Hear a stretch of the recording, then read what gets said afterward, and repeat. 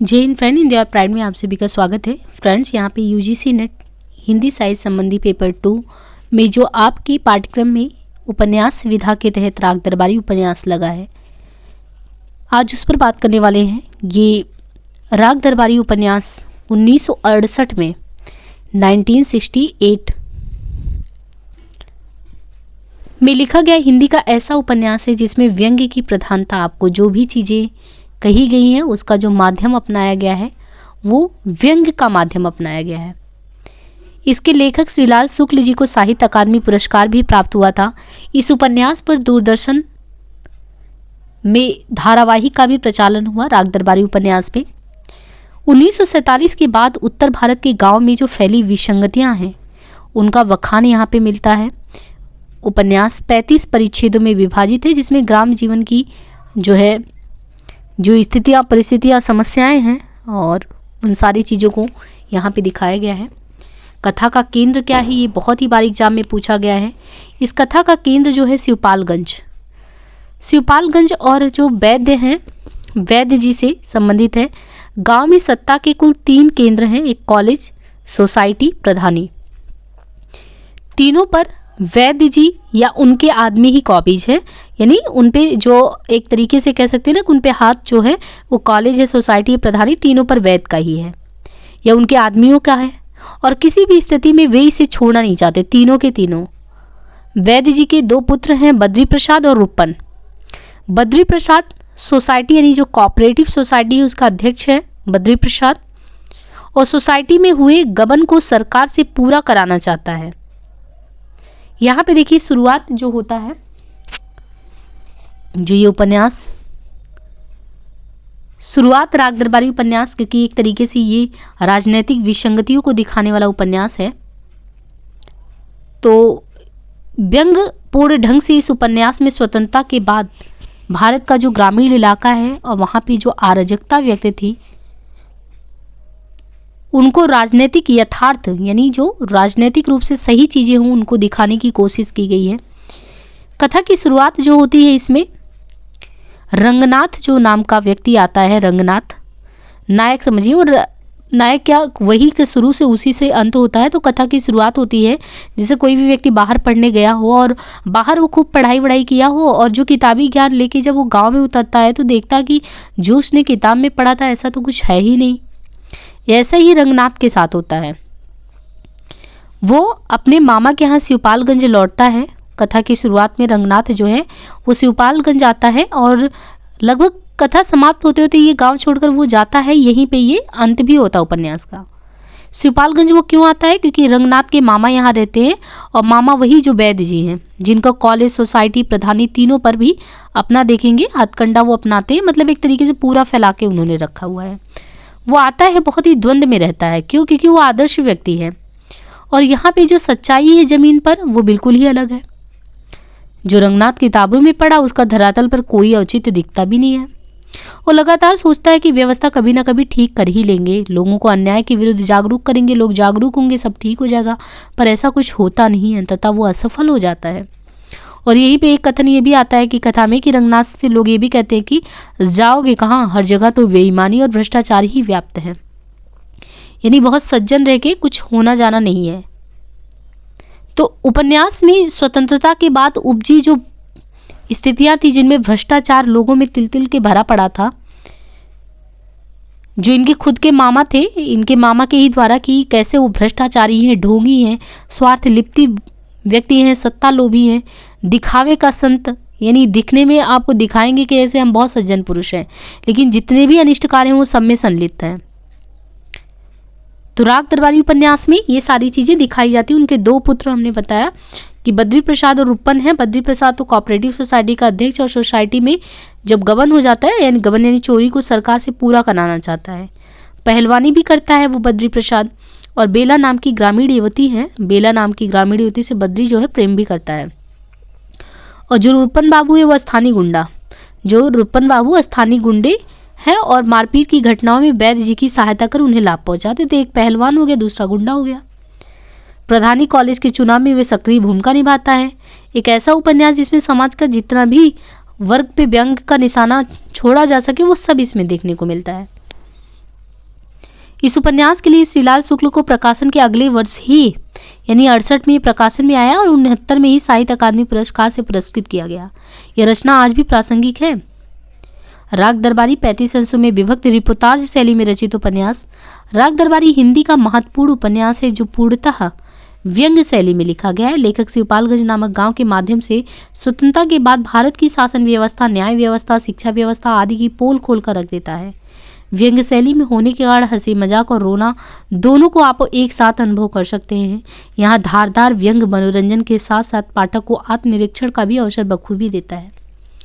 भारतीय शासन व्यवस्था में व्यक्तित्व में व्याप्त धोखाधड़ी, भ्रष्टाचार, वंशवाद, जातिवाद इत्यादि को कुछ इस तरह उभारा गया है कि पाठक उन्हीं तह तक जाने की कोशिश करता है कि असल क्या है। तो जब हम पात्र परिचय में बात करें तो पात्र परिचय बहुत ही इंपॉर्टेंट हो जाता है।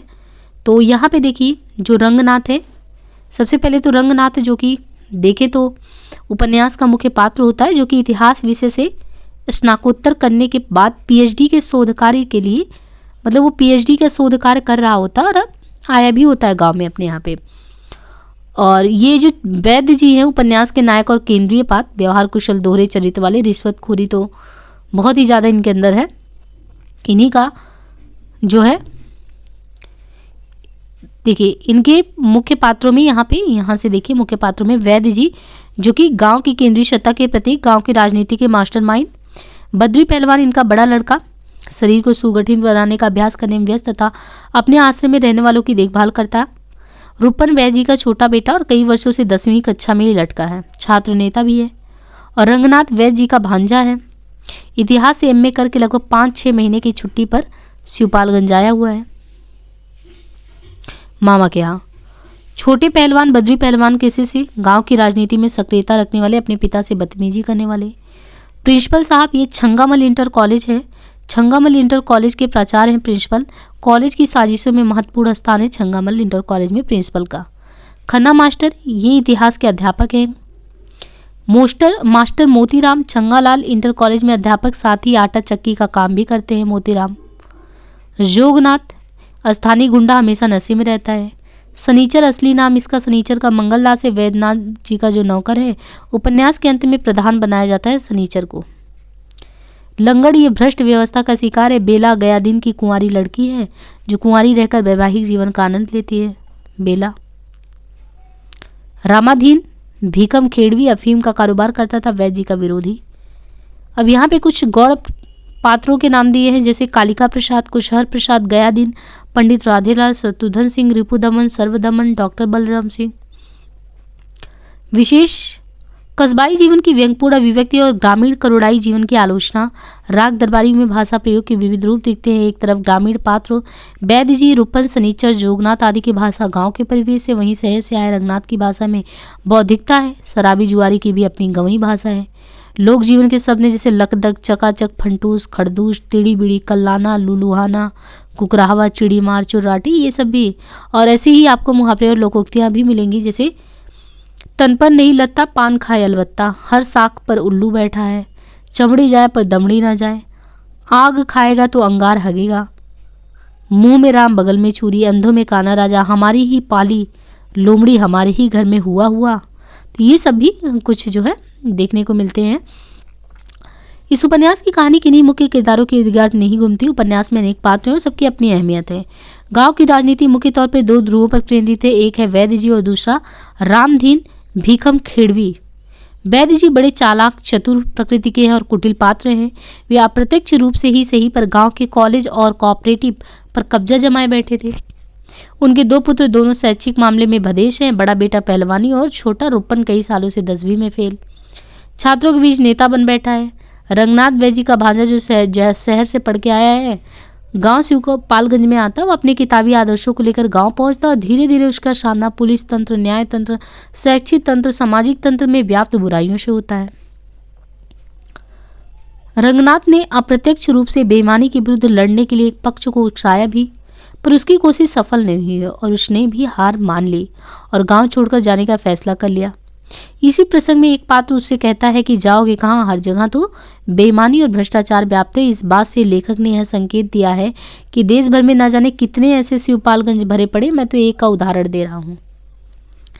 इस उपन्यास में राग दरबारी से अभिप्राय है वैद्य जी की बैठक केवल उन्हीं के राग ना होकर समूचे देश के प्रमुख सत्ता प्रतिष्ठानों का भी राग बन गया है, जिसमें राष्ट्रीय प्रजातंत्र में पंचायत, ग्राम सभा, सहकारी समितियों के चुनाव में हथकंडे से लेकर गुटबंदी, तिकड़मबाजी, शोषण, उत्पीड़न चौतरफा व्याप्त है। तो यानी कहीं पे बचा नहीं है, जो भी चीजें हैं वो सभी जगह पे यही स्थितियां हैं। यहाँ पे जो कि प्रमुख उदाहरण जो है वही एक ट्रक खड़ा था, उसे देखते ही यकीन हो जाता था इसका जन्म केवल सड़कों के साथ बलात्कार करने के लिए हुआ है, जैसे कि सत्य के होते इस ट्रक के भी कई पहलू थे। ड्राइवर ने मुस्कुराकर वह प्रशंसा पात्र ग्रहण किया। रंगनाथ ने अपनी बात साफ करने की कोशिश की, कहा उसे चाहे जितनी बार टॉप गियर में डालो 2 गज चलते ही फिसल जाती और लौट कर अपने खांचे में ही आ जाती है। रंगनाथ ड्राइवर से कहता है, कहाँ तो घास खोद रहा हूँ, इसी को अंग्रेजी में रिसर्च कहते हैं। पर साल एमए किया था, इस साल से रिसर्च शुरू की है। वर्तमान शिक्षा पद्धति रास्ते में पड़ी हुई कुतिया है, जिसे कोई भी लात मारकर जा सकता है। ड्राइवर भी उसी पर रास्ता चलते चलते एक जुमला मारकर चपरासी के साथ ट्रक की ओर चल दिया। इतना काम है कि अपराधों की जांच नहीं हो पाती, मुकदमों का चालान नहीं हो पाता, अदालतों में गवाही नहीं हो पाती। इतना काम है कि सारा काम ठप्प पड़ गया है। बाद में पता चलता है कि वह अकेला आदमी 20 गांव की सुरक्षा के लिए तैनात है और जिस हालात में जहां है वहां से उसी हालात में वह 20 गांव में अपराध रोक सकता है। अपराध हो गया हो तो उसका पता लगा सकता है और अपराध ना भी हुआ हो तो उसे करा सकता है। देश में इंजीनियरों और डॉक्टरों की कमी है। कारण यह है कि पहले इस देश के निवासी परंपरा से कभी है, चीज को समझने के पहले वे उस पर मुग्ध होकर कविता कहते हैं। हर हिंदुस्तानी की यही हालत है। 2 पैसे की जहाँ किफ़ायत हो वह उधर ही मुंह मारता है।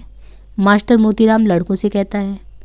क्लर्क ने कहा, सरकारी बस वाला हिसाब लगाओ मालविया, एक बस बिगड़ जाती है तो सब सवारियां पीछे आने वाली दूसरी बस में बिठा दी जाती हैं। इन लड़कों को भी वैसे ही अपने दर्जे में ले जाकर बैठा लो। इस देश में जाति प्रथा को खत्म करने की यही एक सीधी सी तरकीब है। जाति से उसका नाम छीनकर उसे किसी आदमी का नाम बना देने से जाति के पास और कुछ काम नहीं रह जाता, वह अपने आप ही खत्म हो जाती है। पुनर्जन्म के सिद्धांत की इजाद दीवानी की अदालतों में हुई है, ताकि वादी और प्रतिवादी इस अफसोस को लेकर ना मरे कि उनका मुकदमा अधूरा ही पड़ा रहा। इसके सहारे वे सोचते हुए चैन से मर सकते हैं कि मुकदमे का फैसला सुनने के लिए अभी अगला जन्म तो पड़ा ही है। तब तक लंगड़ दरवाजे पर आ गया। शास्त्रों में शूद्र के लिए जिस आचरण का विधान है उसके अनुसार चौखट पर मुर्गी बनकर उसने वैद्य जी को प्रणाम किया। इससे प्रकट हुआ कि हमारे यहाँ आज भी शास्त्र सर्वोपरि और जाति प्रथा मिटाने की सारी कोशिशें अगर फरेब नहीं है तो रोमांटिक कार्रवाइयाँ हैं। इस देश में लड़कियां ब्याहना भी चोरी करने का बहाना हो गया है। एक रिश्वत लेता है तो दूसरा कहता है कि क्या करे बेचारा, बड़ा खानदान है, लड़कियां ब्याहनी है। सारी बदमाशी का तोड़ लड़कियों के ब्याह पर ही होता है। यहाँ भी यह मानकर चला गया था कि किसान गाय भैंस की तरह मच्छर भी पालने के उत्सुक हैं और उन्हें मारने के लिए पहले किसानों का हृदय परिवर्तन करना होगा। हृदय परिवर्तन के लिए रोब की जरूरत है, रोब के लिए अंग्रेजी की जरूरत है। छोटे पहलवान बोले कि जिस किसी की दुम उठाकर देखो मादा ही नजर आता है।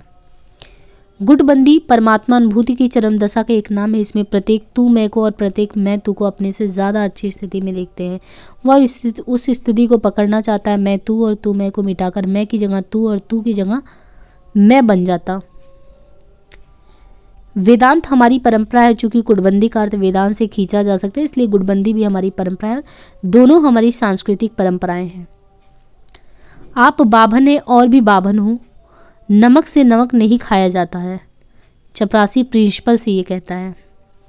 कोई साला काम तो करता नहीं है, सब एक दूसरे की इज्जत करते हैं। ये रूपन रंगनाथ से कहता है।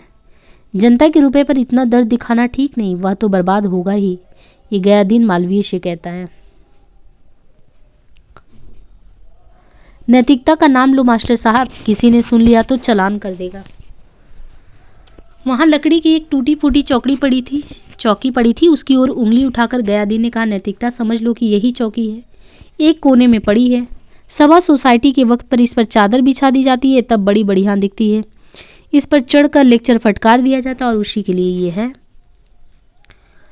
संविधान क्या है? एक कविता का नाम है जिसके अनुच्छेद 17 में छुआछूत खत्म कर दी गई, क्योंकि इस देश में लोग कविता के सहारे नहीं बल्कि धर्म के सहारे रहते हैं, और क्योंकि छुआछूत इस देश का एक धर्म ही है। गांधी, जैसा कि कुछ लोगों को आज भी याद होगा, भारतवर्ष में ही पैदा हुए थे और उनके अस्थि कलश के साथ ही उनके सिद्धांतों को संगम में बहा देने के बाद ये तय किया गया था कि गांधी की याद में अब सिर्फ पक्की इमारतें ही बनाई जाएंगी। चुनाव के चोंचले में कुछ नहीं रखा है, नया आदमी चुनो तो वह भी घटिया ही निकलता है, सब एक जैसे हैं। अपने देश का कानून बहुत पक्का है, जैसा आदमी वैसी अदालत। हिंदुस्तान में पढ़े लिखे लोग कभी कभी एक बीमारी के शिकार हो जाते हैं, उनका नाम है क्राइसिस ऑफ कॉन्शियंस। देखो दादा, यह तो पॉलिटिक्स है, इसमें बड़ा बड़ा कमीनापन चलता है, यह तो कुछ भी नहीं हुआ, ये रूपन कहता है रंगनाथ से। अगर हम खुश रहें तो गरीबी हमें दुखी नहीं कर सकती, और गरीबी को मिटाने की असली योजना यही कि हम बराबर खुश रहें। ये सारी टेक्स्ट बुकें समझ लीजिए सड़े गले फल हैं, लौंडों के पेट में इन्हीं को भरते रहते हैं। कोई हजम करता है, कोई कै करता है, ये भाई प्रिंसिपल से कहता है। एक पुराने श्लोक में भूगोल की एक बात समझाई गई कि सूर्य दिशा के अधीन होकर नहीं उगता, वह जिधर ही उदित होता है वहीं पूर्व दिशा हो जाती है। उसी तरह उत्तम कोटि का सरकारी आदमी कार्य के अधीन दौरा नहीं करता, वह जिधर निकल जाता उधर ही उसका दौरा हो जाता है। प्रत्येक महापुरुष के इर्द गिर्द बालक बालकों का मेला लगा हुआ है। पुरुष जब महापुरुष बन जाता है तो वह अपनी इज्जत अपने बालक बालकों को सौंप देता है, बालक बालक उस इज्जत को खींचना शुरू करते हैं। जब बैद जी वोट की सीख मांग रहे हैं तो मना कौन कर सकता है? हमें कौन वोट का अचार डालना है, ले जाए, बैद जी ही ले जाए, ये 21 वाला सनीचर से कहता है। शिवपालगंज में सभी जानते थे कि गांव सभा का और उसके प्रधान का अमीर होना एक ही बात है। परिणाम था प्रधान का पद बड़ा ही लाभदायक और गुणकारी था। ये कॉलेज प्रायः किसी स्थानीय जननायक की प्रेरणा से शिक्षा प्रसार के लिए और वास्तव में उसके लिए विधानसभा या लोकसभा के चुनाव की जमीन तैयार करने के उद्देश्य से खोले जाते थे, और उनका मुख्य कार्य कुछ मास्टरों और सरकारी अनुदानों का शोषण करना था। वास्तव में सच्ची हिंदुस्तानी की यही परिभाषा है कि इंसान जो कहीं भी पान खाने के इंतजाम कर ले और कहीं भी पेशाब करने की जगह ढूंढ ले। इस बार उस नौजवान ने देश के औसत नौजवानों की तरह जो प्रेम अपने साथ पढ़ने वाली लड़कियों से और ब्याह अपने बाप के द्वारा दहेज की सीढ़ी से उतार कर लाई गई लड़की से करता है। मैं कुछ नहीं जानता, पिताजी जैसा हुक्म देंगे वैसा ही करूँगा, ये नौजवान गया दिन से कहता है। सोते को जगाया जा सकता है, पर कोई झूठ मूठ सोने के बहाने पड़ा हो तो उसे कैसे जगाए? ये वैद जी गया से कहता है। हमारे न्याय शास्त्र की किताबों में लिखा है कि जहाँ जहाँ धुआं उठता है वहाँ वहाँ आग होती है। वहीं यह भी बढ़ा देना चाहिए कि जहाँ बस का अड्डा होता वहीं गंदगी होती है। देखो लंगड़, तुम्हारे कायदा कानून जानने से कुछ नहीं होता, जानने की बात सिर्फ एक है कि तुम जानते हो और तुम जनता हो, और जनता आसानी से नहीं जीतती, ये रंगनाथ कहते हैं। सच्चाई की चिड़िया का नाम है, किस घोंसले में रहती है, कौन से जंगल में पाई जाती है? रूपन बाबू ठहाका मारकर हंसे। दादा, यह शिवपालगंज है, यहाँ यह बताना मुश्किल है कि क्या सच है क्या झूठ, ये रूपन रंगनाथ से कहता है।